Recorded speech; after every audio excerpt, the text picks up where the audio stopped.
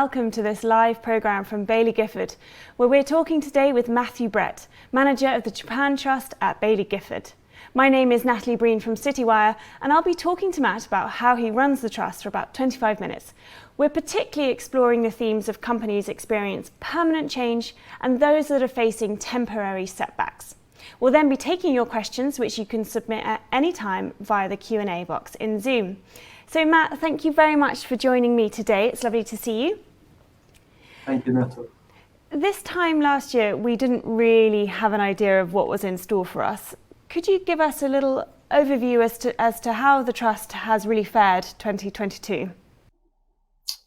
Yeah, so as you all know, 2022 was a difficult year for the Trust. And as we started 2022, we were feeling pretty optimistic at that point. It seemed like COVID was starting to fade away, at least in terms of being a pandemic, and that things would generally get going again. But actually what happened, as we know, was, there was the Russian invasion of Ukraine, and that's had various knock-on consequences in terms of causing higher energy and commodity prices and higher inflation. And that's created quite a difficult background for growth managers in general. And the Japan Trust wasn't an exception to that. And so we were quite a bit behind the index over the 12-month period. On the other hand, more optimistically, the underlying businesses in Japan continued to perform pretty solidly. And so, for example, they were able to continue increasing their dividends over the year. And in the Trust's year, the board of directors actually increased the dividend paid by the Trust by 50% year on year, reflecting the strong performance of the underlying holdings. So I think, how the year went was difficult in performance terms, but there were things still to be optimistic about. The disruptions that you've mentioned of last year are hopefully transitory. And this is certainly a theme that you've been exploring a lot on the Japan Trust. Could you explain to us what you mean by permanent change versus temporary setbacks and how that's playing into your portfolio? Yeah, so as investment managers, our job we see as being to try and understand, the differences between companies that are experiencing simply a short-term setback in their performance, versus those where something is permanently changing and we're going to have to change our minds. And over the course of the pandemic and more recently, we've had lots of people asking us questions about what are we doing? Are we moving into reopening plays, or are we moving out of certain areas? But really what we've been doing is the same thing as we're usually doing, which is trying to find those companies that have good long-term prospects and put the money into those, and try and take the money away from areas that we're becoming more concerned about. So I can go into some examples in a minute, perhaps. Yeah, absolutely. Why don't we go straight into that? Could you perhaps give us some examples of companies that you think are experiencing permanent change? Yeah, so for example, in the past, in Japan, we used to invest a lot in photocopier companies, or we used to invest quite a lot in traditional financial companies.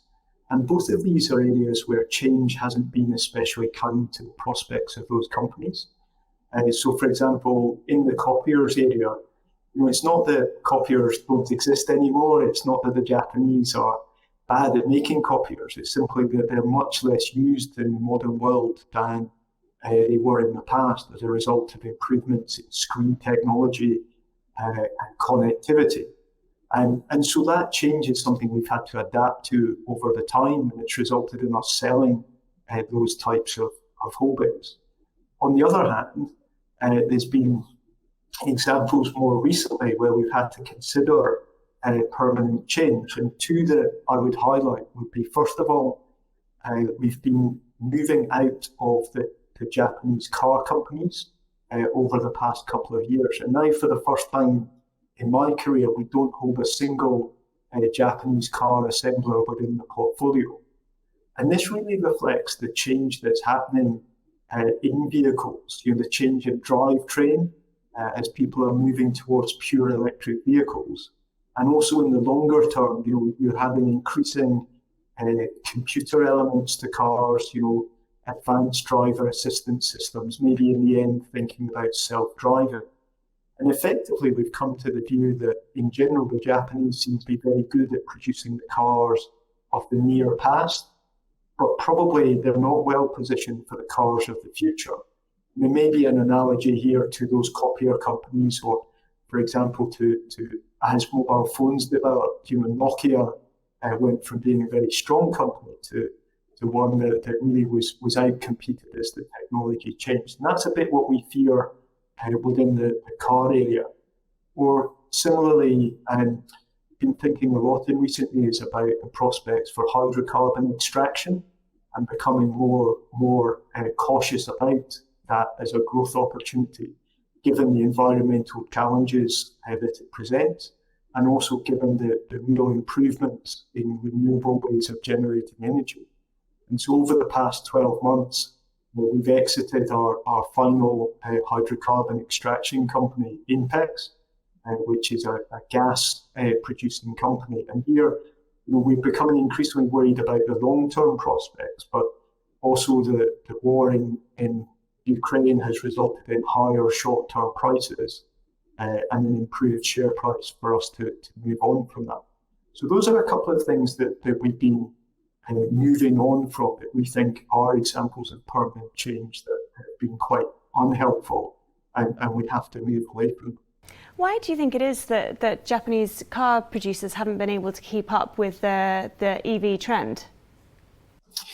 Well, I think that's a really interesting question. If we go back in time, Toyota especially felt that the future of cars was going to ultimately be fuel cells, hydrogen fuel cells, and that you would have a technology journey that went from combustion engines to hybrids to ultimately fuel cells.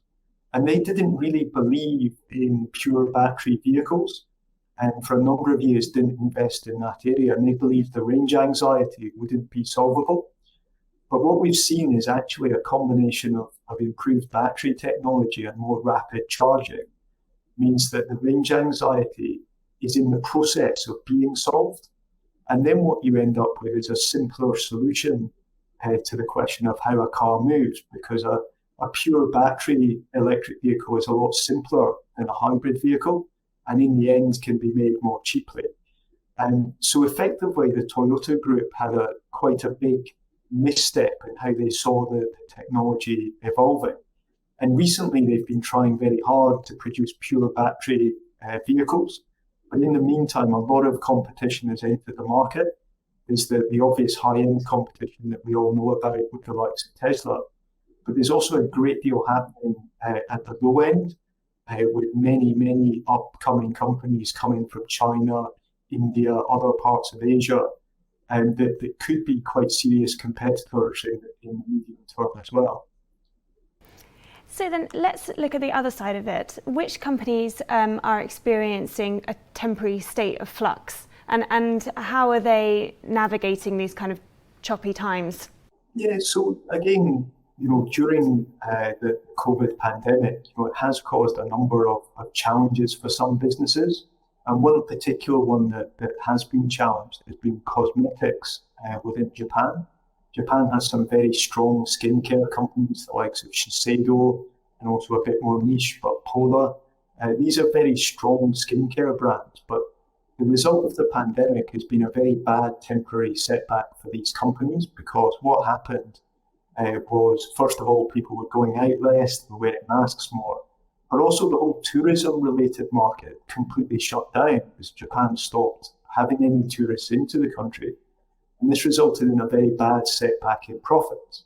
But on the other hand, when we look forward, we've got complete conviction that skincare as a category isn't going to go away. People have been doing it literally for thousands of years. And in addition to that, we know that the Japanese skincare brands are very highly regarded, particularly in Asia. And so as we resume tourism, we would expect to see quite a rapid improvement in earnings again for those companies. And we think that people have been too worried about their long-term prospects, when in fact this is just a short-term event. Another example from the past actually contrasts a bit with the car companies. is we also, in the earlier phases of the pandemic, took a holding in Bridgestone and the tyre company. And at the time, people were travelling a lot less than they are at the moment, told to stay at home quite literally. But the advantages of the tyres is that it's very difficult to design them out of a car. We've talked about the changes that are happening in terms of how a car is powered, how it drives, maybe even the car in the long run may be able to drive itself in some situations.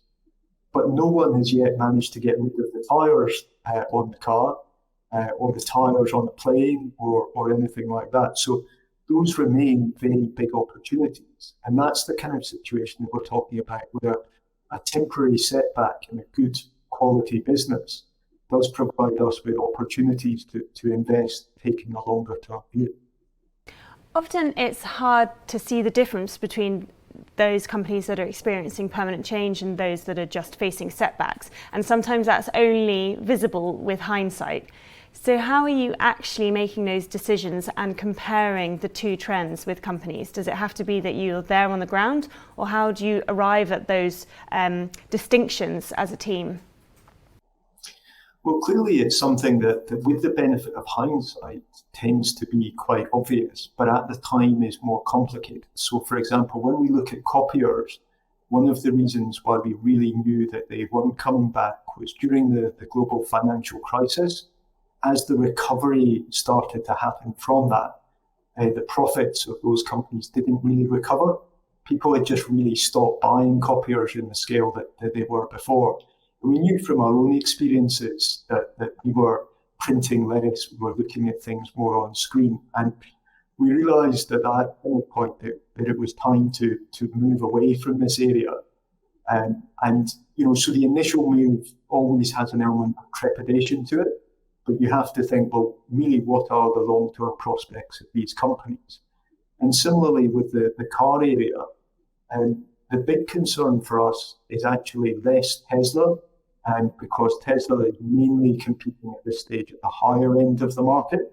The real concern for us is the up-and-coming companies coming out of China at the low end, because these are very mass-market cars, and we've got cars for sale in China at the moment that look a bit like a Fiat 500, but pure battery electric vehicles, trading, in the single-digit $1,000 to buy one, and that's very, very competitive versus a lot of the smaller Japanese car companies. So again, we just have to think, how is this likely to go? What are the threats? Whereas the contrast with the likes of the skincare or the tyres is we just can't really work out how these companies, become obsolete in a technology sense. It's really quite difficult to see how that can happen. As long as people have faces and a desire to retain their youthful looks, then I think skincare is going to continue to exist, and actually the growth prospects are very good as people become wealthier over time. And similarly, although people in Japan often group together, the tyre businesses as being similar to a car business, that's a very superficial analysis. The tyres are much more like shoes for the car, and that means that there's a great deal we don't have to worry about, and we can rely on Bridgestone's strong brand, and high global market shares to keep going as a strong business. So that's how we try and do it. Now, inevitably, we will, from time to time, make errors in those things. But I think by trying always to look, 5 years plus into the future and consider how things are changing, that provides us with, the best chance of trying to end up with the portfolio positioned in the right type of areas.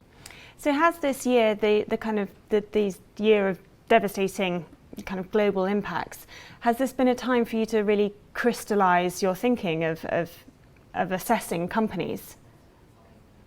Well, I think we're always trying to crystallise our thinking with regard to companies. And I guess in many ways the point I'm making is that actually our thinking, our turnover in the portfolio has remained pretty much at similar levels to prior to the pandemic.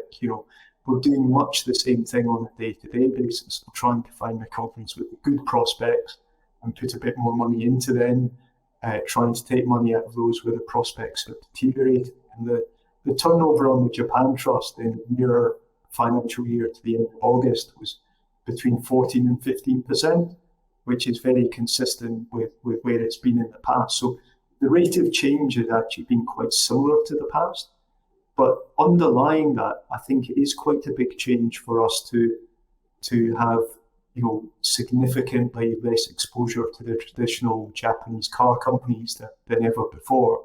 And I think it has created, the current setback has created a bit of an opportunity perhaps for us to take new positions in the skincare area, which has been an area that we've long admired, but at the same time, it's often been quite an expensive area to buy into. And this setback has provided a type of opportunity for us, albeit it's you never want to have these opportunities. We'd all prefer if the world wasn't having these difficulties. But from an investment perspective, the volatility does create elements of mispricing that provide investment opportunity. And at the same time, the core exposures of the portfolio, a big weighting in some of the internet-related businesses, that remains unchanged, and a big weighting in some of the robotics and automation businesses, that also remains unchanged. So, most of what we're doing is keeping going with what we've got, but at the same time, where there's opportunity to try and evolve the portfolio, we try to. Let's have a look and chat a little bit about Japan itself and what it's like to be there at the moment. What is post-COVID Japan like in particular? From a kind of European point of view, sometimes it can be easy to lump Asian countries together and just assume that it's all draconian apps and lockdowns. But how is Japan actually faring? Yeah, so I think that's a really important nuance to draw out, actually, is within Asia, there's been quite different approaches to the pandemic. So as we know, China's taken a very top-down, quite authoritarian approach, requiring regular PCR testing, very regular lockdowns and so on to try and suppress the virus, albeit they're now moving away from that. Whereas Japan is a much more relying on people doing the right thing type of approach. So the regulation has been very soft touch. There's no rules actually about wearing masks in Japan. It's just everyone thinks, well, it's probably sensible to wear a mask on the train, so I think I will. And and that means that as Japan's been coming out of the pandemic, you don't necessarily have a hard moment at which the pandemic is there and then it's not there. It's a smoother journey in Japan. So I went to Japan in September on an investment trip, and at that point I would say Japan, the general attitude was still quite an anxious one about COVID, a bit like maybe we had in the UK at the start of 2022, where people were seeing that we were past the worst of it perhaps, but still people were pretty cautious about being with other people and in small spaces, etc.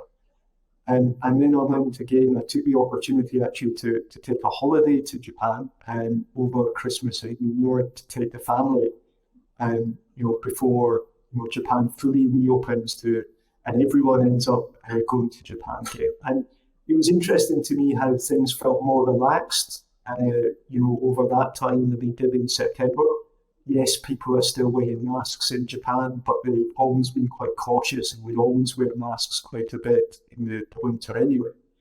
But a bit like the UK, some of those masks are no longer quite as accurately over the nose and so on. And people are getting a bit more relaxed, and within restaurants and so on, people are getting more relaxed.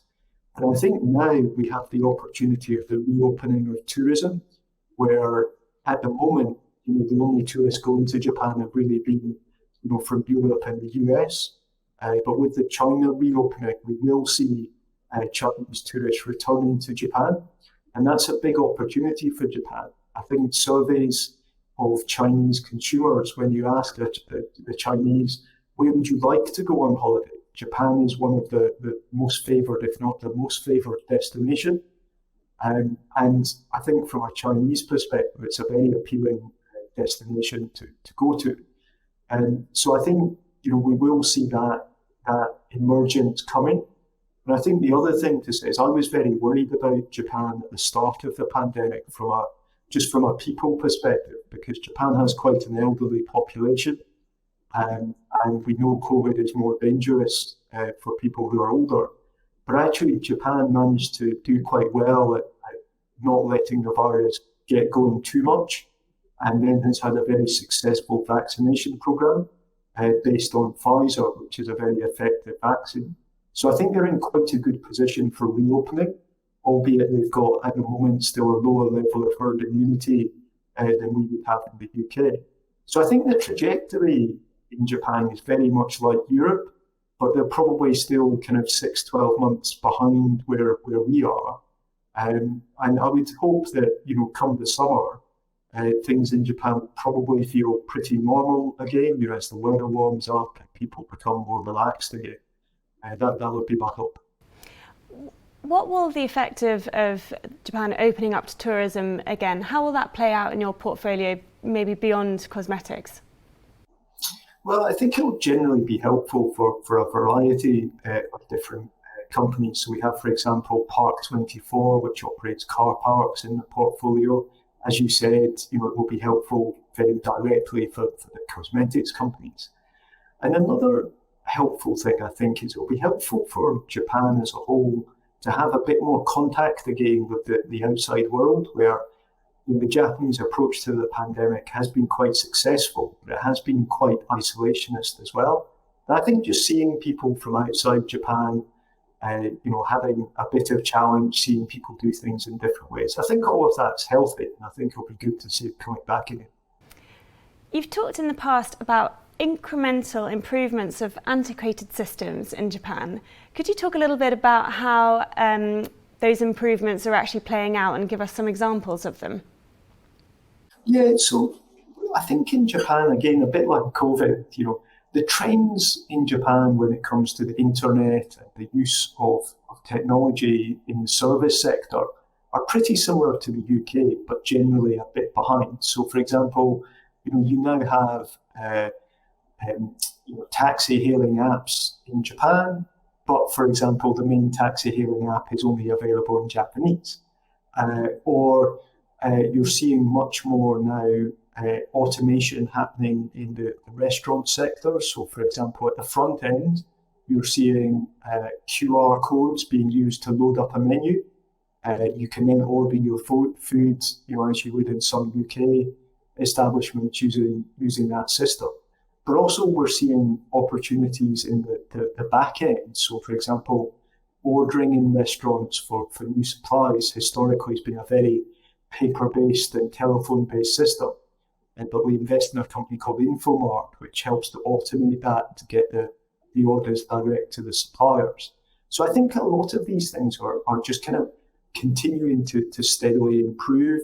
And we're seeing also changes in terms of online document signing becoming more common in Japan. That's providing opportunities. We're seeing much more use of credit cards in Japan and a move away from cash. And again, that's an opportunity. So I think sometimes people say Japan is different, and yes, it is different to the UK, but these things also rhyme, and those technology changes apply in Japan as they do here. And maybe it gives us a bit of an insight, having seen how things have played out in some other countries, to understand how in the end they're playing out in Japan. How is this playing out in labour markets overall? They're strained at the moment, but there are signs of improvement. What's your take on the labour market at the moment? Well, so in general, Japan has had very high employment for quite a while, and one of the challenges, of course, that Japan's been fighting over the years has been deflation. And in recent years, they've gone from deflation to kind of neither inflation nor deflation. And with the current environment, we're seeing, I think, genuine inflation for the first time in a while. And what will be interesting, I think, is to see how that plays through in the next few months. So the spring wage round is going to be coming up shortly, and it will be interesting to see what kind of wage rises are coming through in Japan. And so, at the moment, Japanese society is a lot less militant at the current time than, for example, what we're seeing here, because the inflation is still, roughly 4% in Tokyo. It's not at the extreme levels we've seen here. But nonetheless, the labour market is quite tight in Japan. People can feel the inflation. If you survey them, their big concern is, as it would be here, cost of living. And I think, it will be quite interesting to see where we start for the first time in a long while to get some more meaningful wage rises coming through. So we have to wait and see. I still think one difference with Japan, though, is that inflation expectations in Japan are probably still a lot lower than they are here. So it may be that this year isn't quite the year when we get the really hard push on the wages. But I think hopefully we'll see a bit of movement. Do you think the incremental improvements also apply to companies' approach to ESG? Yeah, so I think on the ESG front, I think Japan has generally improved over the years. We used to have, more governance-related issues in Japan than we do now. And the amount of independent directors on boards has improved. The introduction of the stewardship code and the corporate governance code has also helped. And I think now we've got more independent directors in Japan, and I think they're more focused on what the shareholder needs than perhaps they were in the past, and that's quite helpful. And I think that's the kind of thing that we're seeing in terms of dividends coming through. If we look at charts of dividends increasing in Japan or the rates of buybacks, there's really quite a lot going on there, and a lot of what people would have wanted to see has been coming to pass in recent years, even through the current difficulties. So I think all of that's pretty encouraging, actually, within Japan. Great. In a few moments, I will turn to audience questions, and I can see quite a few coming in, so thank you for that. So if you do want to put a question to Matthew, please do submit it using the Q&A box. Matt, before perhaps we close this formal part of the interview, perhaps you could give us a little bit of an overview as to your approach. Obviously, you're looking to buy companies when they're small, watch them grow over the long term. Has that philosophy become harder to execute in such a volatile world? And do you think it's going to stand up over the next 5 years?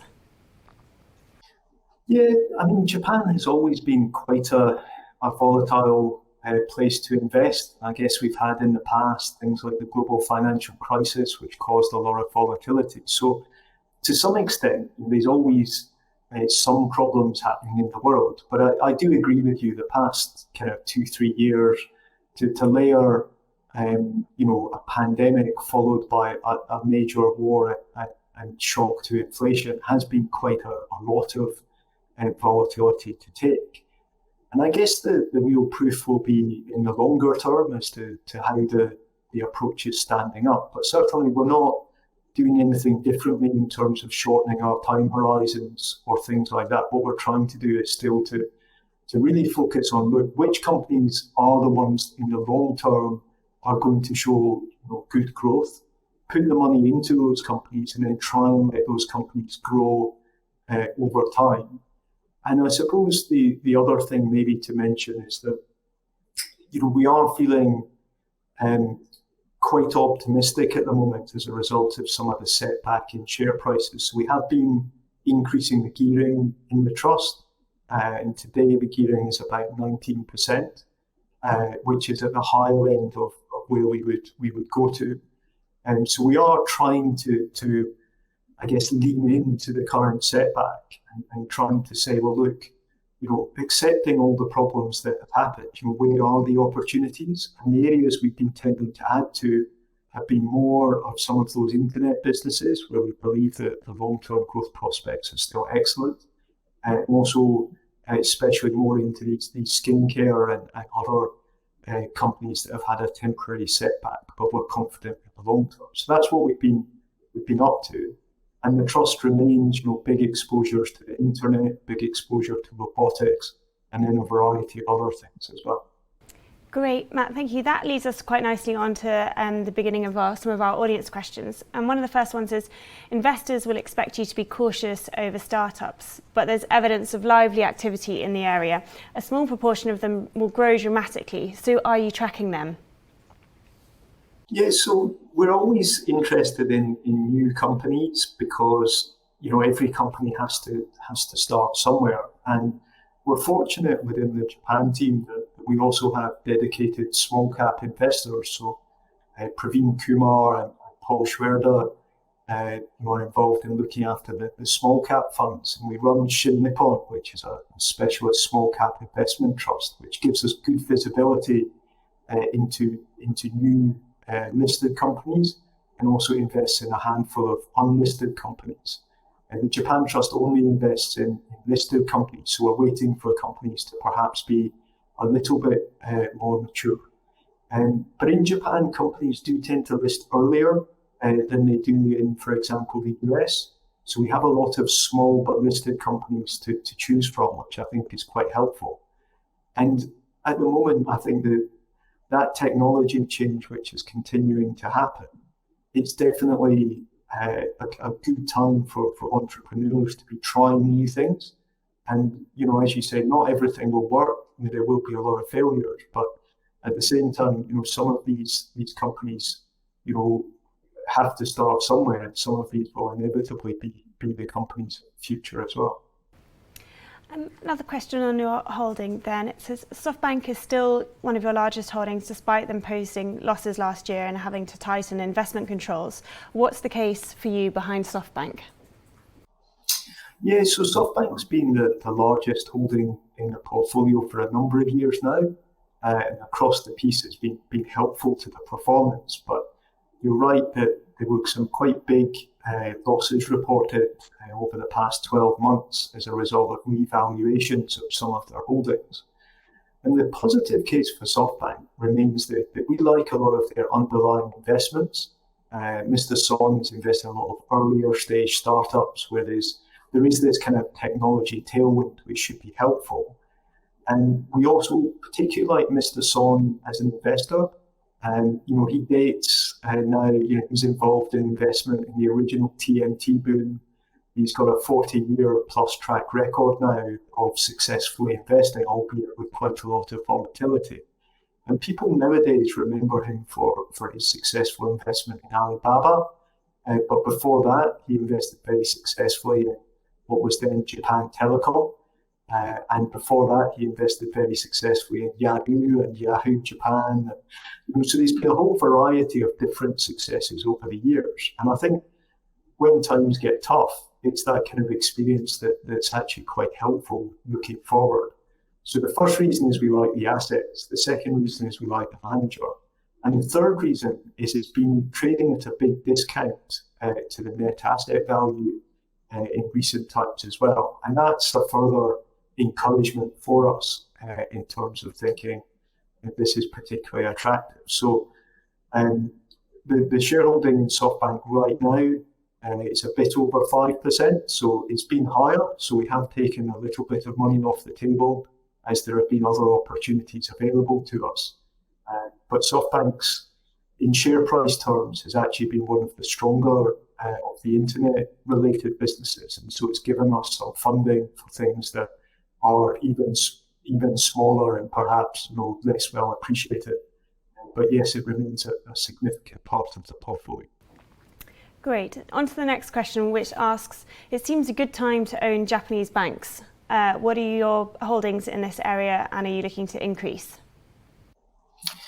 Yeah, so in general, we have more in Japanese financials than the underlying index, but we tend to have slightly nuanced exposures in the area. So, for example, we have a decent size holding in Sumitomo Mitsui Trust Bank, and the important word there is trust, which means that it's kind of basically half an asset manager and half a bank. So that's quite different to your typical mega bank, and we think it's a better quality business in the long run. And we also have a big holding in SBI, which is an online brokerage business, which used to be the largest online broker in Japan. has now overtaken Daiwa and Nomura to just be the largest brokerage in Japan. And we also have a holding taken relatively recently in MS&AD Insurance, which is a big general insurer in Japan, the largest general insurer. So we have a significant financials exposure. So I think there are reasons to think that the prospects for financials may be better in the higher interest rate environment. But having said that, what we're really interested in is which financials can take share over time. And that leads us towards these slightly more differentiated business models and also more online related business models. We also, for example, Rakuten, which is best known as an e-commerce company, have been trying to push into telecoms recently, also has a big online bank and is the biggest credit card operator in Japan. So there are holdings within the portfolio that don't look like a bank, but actually are financials as well. Great. A few questions around performance, which you've kind of addressed during this session, but one direct question is, you've dropped near the bottom of your peer group in terms of performance over the last 5 years. Do you think your strategy can reverse that in the next 5 years to come? Well, I would hope so, but clearly we have to wait and see. And I think when it comes to performance, the past 12 months has been a difficult period, and that definitely has impacted then the longer term numbers as well. It's always difficult for me to compare against other investors because I don't understand so well how their philosophies and processes work. And so in that sense, we tend to measure ourselves more against a Japanese index, and try and think about it a bit more like a kind of, I guess, a time trial rather than a kind of race against competitors, in the sense that what we are trying to do is to do better over the long run and wider exposure to Japan. And I think, there are lots of exciting companies to invest in Japan, but also within the Japanese index, there are companies that, do have their structural challenges. Some of the less differentiated manufacturing businesses, for example, are, constantly struggling against the rise of competition from lower cost countries. And, so obviously we don't own those type of things within the portfolio. And I think the other thing that would make me feel relatively optimistic right now is that when we compare the valuations of the companies in our portfolio, they're at a very similar level, perhaps even slightly below those of the wider market, which seems quite a good starting point to be in, given that we believe these are businesses with better long-term growth prospects. But obviously, I can't guarantee or promise the future. We need to be cautious about what we say about that. But certainly, when we see individual companies, there is a lot to excite us at the individual company level. And we're running the same process that we've run for years. It's not been a very helpful process over the past 12 months, but at the same time, we are taking a long-term view with what we're trying to do. One question here is, will the Bank of Japan blink soon on interest rates? What's your take on what the bank is doing overall? That's a properly difficult question, and I simply don't know the answer to that. I suppose what I would observe is the Bank of Japan's policy has all been around trying to generate higher inflation, and it seems that we now have higher inflation. And actually, because we have higher inflation and still an extremely low interest rate policy, the real rates in Japan are getting more and more negative at the moment. And so I think what most people seem to be debating is not whether the Bank of Japan will begin to tighten monetary policy, but how fast and when they do it. I'm sorry, I don't have an insight on that, on the detail of that. We're more into thinking about individual companies. But I think when we reflect on the fact that one of the great challenges for Japan post the bubble was deflation, and we do seem to be out of that at the moment. And I think Japan's one of the few places in the world where a bit of inflation might be a good thing rather than then as we were saying, we hear, a bit too much of that. I guess that kind of leads on to perhaps our final question for this afternoon. It says, there are question marks around whether Japan can create a virtuous cycle of rising wages, consumption and prices. What's your take on this? I guess that must be perhaps based on fast retailing, the owners of Uniqlo perhaps putting salaries up. Yes, I think this is really what Japan has been trying to get to, isn't it, for a while? It's this kind of what the Japanese would call animal spirits, where people have the confidence to invest, people have the confidence to ask for a wage rise or to put a salary up, etc. And I think, I think it's always difficult to judge where exactly we are with that. But it feels to me, going back to Japan, that Japan is still in a good place. There's not, I think, been a great deal of kind of economic scarring as a result of COVID. And I think as a result of that, Japan is in quite a good place to move forward. There's still a lot of really good technology in Japan, a lot of people who work very hard in Japan. A lot of the fundamentals of wealth creation, private property, people being allowed to keep their wealth when they make it, are very much in place in Japan. And I think, that long echo from the Japanese bubble is now really very much in the distant past. And hopefully we have moved away from that kind of slightly grim deflationary type of situation into a country that quietly is still moving forward. Matt, thank you so much. That's all of our questions and really all we have time for. So thank you for your insight and commentary today. Thanks, Natalie.